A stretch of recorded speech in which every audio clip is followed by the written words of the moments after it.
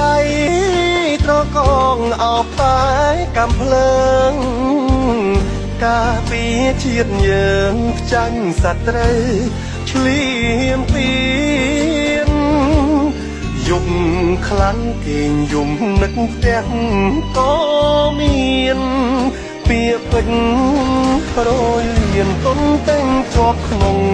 ចិនដាជីវិតខ្ញុំសូមបូជាជូនជាតិខ្មែរហ៊ានជូនពុកម៉ែក្តីស្នេហ៍ទុំជូនសងសាកើតជាកូនប្រុ